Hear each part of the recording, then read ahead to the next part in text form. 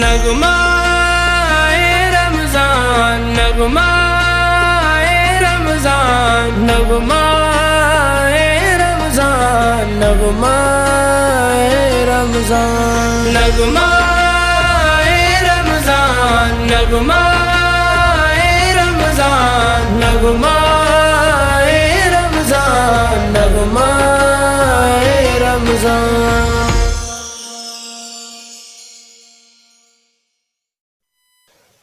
الحمد للہ رب العالمین والعاقبۃ للمتقین والصلاة والسلام علی سید الانبیاء والمرسلین اما بعد فاعوذ باللہ من الشیطان الرجیم بسم اللہ الرحمن الرحیم۔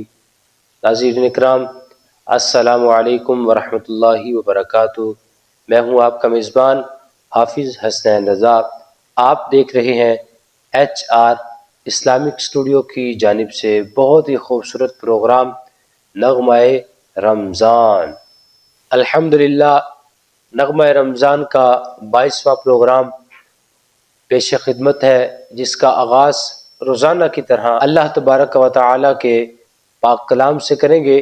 میرے ساتھ موجود ہیں حافظ محمد ابو بکر اتاری صاحب۔ آپ سے گزارش ہے کہ تلاوت قرآن مجید سے ہمارے دلوں کو منور فرمائیں۔ اعوذ باللہ من الشیطان الرجیم،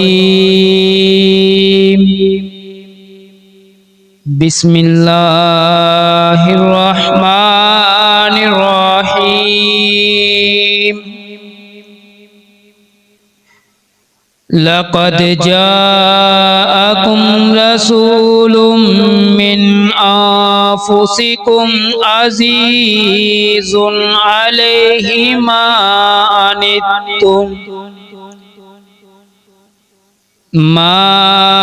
عنتم حریص علیکم بالمؤمنین رؤوف رحیم۔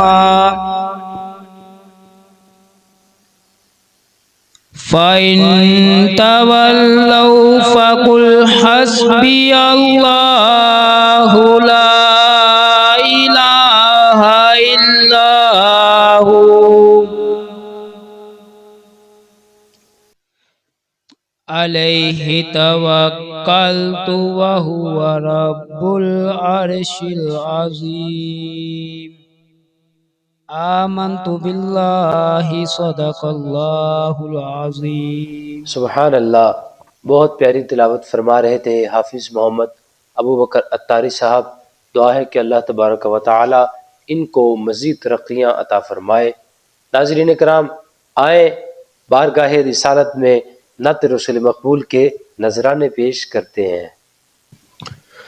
صلی اللہ علیہ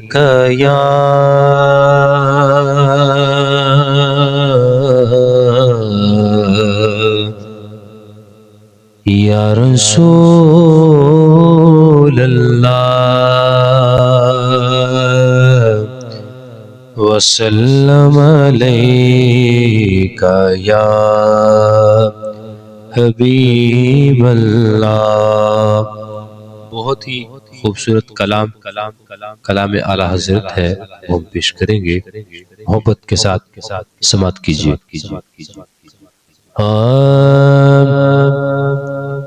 چمک تجھ سے پاتے ہیں سب پانے والے، چمک تجھ سے پاتے ہیں سب پانے والے، میرا دل بھی چمکا دے چمکانے والے۔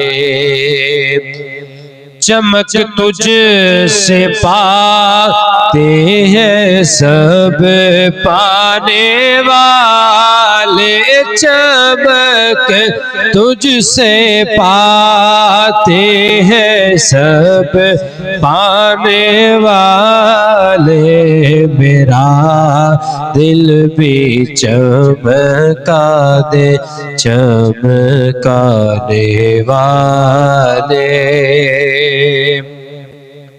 اور تو زندہ ہے واللہ، تو زندہ ہے واللہ، تو زندہ ہے واللہ، تو زندہ ہے واللہ، تو زندہ ہے واللہ، تو زندہ ہے واللہ، میرے چشم عالم سے چھپ جانے والے، میرے چشم عالم سے چھپ جانے والے۔ اور بہت ہی خوبصورت شعر اور بڑا ہی قابل غور شعر کہ رہے گا یوں ہی ان کا چرچا، رہے گا یوں ہی ان کا چرچا، رہے گا یوں ہی ان کا چرچا، رہے گا پڑے خاک ہو جائے جل جانے والے، پڑے خاک ہو جائے جل جانے والے، میرا دل بھی چمکا دے چمکانے والے۔ نغمہ رمضان، نغمہ رمضان، نغمہ رمضان، نغمہ رمضان۔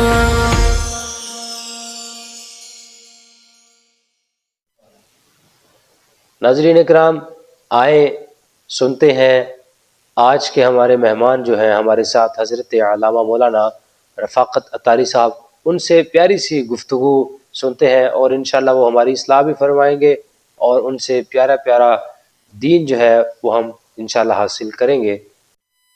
بسم اللہ الرحمن الرحیم، الحمدللہ رب العالمین، والصلاة والسلام علی سید الانبیاء والمرسلین، اما بعد فاعوذ باللہ من الشیطان الرجیم، بسم اللہ الرحمن الرحیم، ان کل شیء خلقناہ بقدر، وقال اللہ تبارک و تعالی فی شان حبیبہ مخبرا و آمرا، ان اللہ وملائکتہ یصلون علی النبی یا ایھا الذین آمنوا صلوا علیہ وسلموا تسلیما، الصلاۃ والسلام علیک یا رسول اللہ وعلی آلک وصحابک یا سیدی یا نبی اللہ۔ الحمدللہ ایک مرتبہ پھر حافظ صاحب نے ہمیں مدعو کیا۔ آج کا ہمارا جو موضوع ہے وہ ہے تقدیر الہی پر ایمان لانے کے حوالے سے۔ تو یاد رکھیں، سب سے پہلی بات تو یہ ہے کہ تقدیر کیا ہے، اس کا کیا مطلب ہے۔ تقدیر کا مطلب ہے کہ اللہ تعالیٰ نے ازل سے ہر چیز کا علم رکھا، اسے لکھا اور اس کا ارادہ کیا، پھر اس کو پیدا کیا۔ یہ وہ عقیدہ ہے جو مومن کے دل کو سکون دیتا ہے اور مصیبت میں حوصلہ دیتا ہے، کامیابی میں تکبر سے بچاتا ہے۔ اور حدیث جبریل کے اندر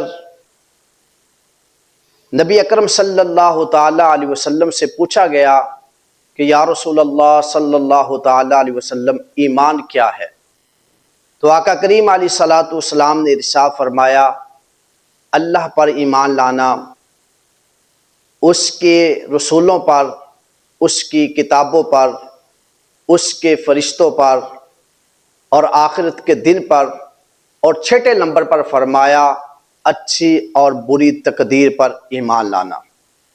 اسی طرح اللہ تعالیٰ نے قرآن مجید کے اندر بھی فرمایا ان کل شیء خلقناہ بقدر، فرمایا ہم نے ہر چیز کو اندازے کے ساتھ پیدا کیا، تقدیر کے ساتھ پیدا کیا۔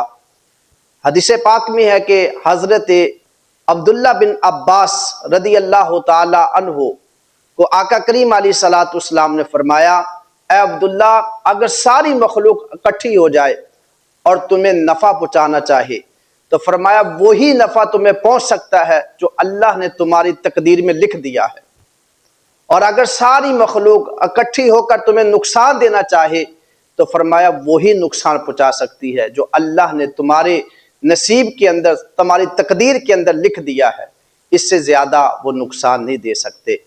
ہمیں اس سے پتہ یہ لگا کہ بندہ اللہ کی ذات پر بھروسہ کرتا ہے، اللہ ہی سے ڈرتا ہے، اور اسے پتہ ہے جو میری تقدیر میں لکھا ہوا ہے وہی ہوگا۔ اور صحابہ کرام علیہم رضوان نے حضور علیہ الصلوۃ والسلام کی بارگاہ میں عرض کیا کہ یا رسول اللہ صلی اللہ تعالی علیہ وسلم، جب سب کچھ ہماری تقدیر کے اندر لکھا جا چکا ہے تو پھر ہم عمل کیوں کریں، پھر ہم عمل کو چھوڑ دیتے ہیں؟ تو نبی علیہ الصلوۃ والسلام نے فرمایا عمل کرتے رہو۔ فرمایا ہر ایک کے لیے وہی عمل آسان کیا جاتا ہے جو اس کے لیے بنایا گیا ہے، اور وہ آسان کر دیا جاتا ہے۔ تو آگے پھر یہ بھی یاد رکھیں کہ دعا اور تقدیر، جب سب کچھ تقدیر کے اندر لکھا جا چکا ہے پھر دعا کیوں کرے؟ آقا علیہ الصلوۃ والسلام نے فرمایا کہ دعا کرو کیونکہ یہ تقدیر کو ٹال دیتی ہے۔ آگے محبوب کریم علیہ الصلوۃ والسلام نے ارشاد فرمایا کہ دعا نفع دیتی ہے، دعا نفع دیتی ہے ہر اس چیز میں جو نازل ہو گئی اور اس چیز میں بھی جو ابھی نازل ہونے والی ہے۔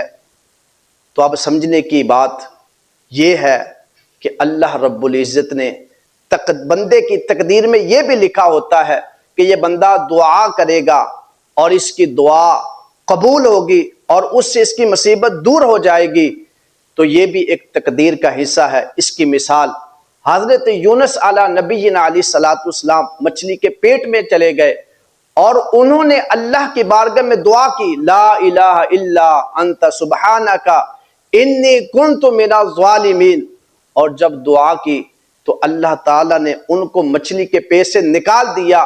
اس سے پتہ یہ لگا کہ ان کا دعا کرنا یہ بھی تقدیر کا حصہ تھا، اگر دعا نہ کرتے تو مچھلی کے پیٹ میں رہتے، لیکن دعا کی، اللہ تعالیٰ نے ان کو مچھلی کے پیٹ سے نجات عطا فرما دی۔ اس سے پتہ یہ لگا کہ دعا بھی تقدیر کا حصہ ہے۔ اسی طرح اللہ تعالیٰ نے قرآن مجید کے اندر ارشاد فرمایا وَمَا مِن دَابَةٍ إِلَّا عَلَى اللَّهِ رِزْقُهَا، فرمایا کہ اللہ تعالیٰ نے ہر جاندار سے رزق کا وعدہ کیا ہے، اور نبی علیہ الصلوۃ والسلام نے ارشاد فرمایا اللہ پہ توکل کرو، جیسا توکل کرنے کا حق ہے تو اللہ تعالیٰ آپ کو ویسے ہی رزق عطا فرمائے گا جیسے کہ پرندوں کو دیتا ہے، کہ جب پرندے صبح نکلتے ہیں تو وہ خالی پیٹ ہوتے ہیں، جب واپس آتے ہیں تو پیٹ بھرا ہوتا ہے، لیکن وہ کوشش بھی کرتے ہیں، محنت بھی کرتے ہیں، رزق کی تلاش میں نکلتے ہیں، حالانکہ اللہ کا وعدہ ہے۔ اس کا مقصد یہ ہے کہ پتہ یہ لگا کہ محنت کرنا، رزق کو تلاش کرنا یہ بھی تقدیر کا حصہ ہے، یہ بھی تقدیر کے اندر لکھا جا چکا ہے کہ بندہ محنت کرے گا۔ اسی طرح محبوب کریم علیہ الصلوۃ والسلام نے ارشاد فرمایا کہ اللہ تبارک و تعالیٰ نے میرے دل کے اندر اس بات کا القاء کیا کہ کوئی بندہ اس وقت تک نہیں مر سکتا جب تک وہ اپنا رزق پورا نہ کر لے، اور جب اس وقت تک نہیں مر سکتا جب تک اپنی مدت پوری نہ کر لے۔ تو اسی طرح ہمیں اس سے یہ بھی پتہ لگا کہ موت کا وقت بھی مقرر ہے، اور اسی طرح حضرت خالد بن ولید رضی اللہ تعالی عنہ کہتے ہیں کہ میں بہت ساری جنگوں کے اندر تشریف لے گیا، بہت ساری جنگیں میں نے کی، میدان کے اندر میں لڑتا رہا، حتیٰ کہ میرے جسم پر ایک برشت بھی ایسی جگہ نہیں تھی جہاں پر زخم نہ ہو، لیکن مجھے میدان میں موت نہ آئی۔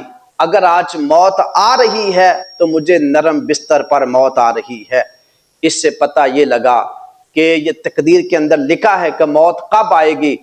ایسا بھی ہوتا ہے کہ جنگ کے اندر موت نہیں آتی، میدانوں میں موت نہیں آتی، لیکن اگر موت آ جائے تو نرم بستر پر بھی آ جاتی ہے۔ تو اس لیے ساتھیوں یہ بھی تقدیر کا حصہ ہے۔ تو یاد رکھیں جو رزق ہے وہ جو تقدیر میں لکھا جا چکا ہے وہ اتنا ہی ملے گا جتنا لکھا جا چکا ہے۔ موت جب آنی ہے اس وقت ہی آنی ہے، اس لیے مخلوق سے نہیں ڈرنا چاہیے بلکہ اللہ رب العزت سے ڈرنا چاہیے۔ اور کریم آقا علیہ الصلوۃ والسلام نے ارشاد فرمایا کہ اگر کوئی بندہ احد پہاڑ کے برابر بھی سونا خرچ کرے، اگر وہ تقدیر پر ایمان نہیں رکھتا تو فرمایا اس کا کوئی بھی عمل اللہ اپنی بارگاہ میں قبول نہیں فرماتا۔ اس لیے تقدیر پر ایمان رکھیں۔ اللہ کریم ہم سب کو مسئلہ تقدیر سمجھ کر اس پر عمل پیرا ہونے کی توفیق عطا فرمائے۔ وَمَا عَلَيْنَا إِلَّا الْبَلَاغُ الْمُبِينُ۔ نغمہ رمضان نغمہ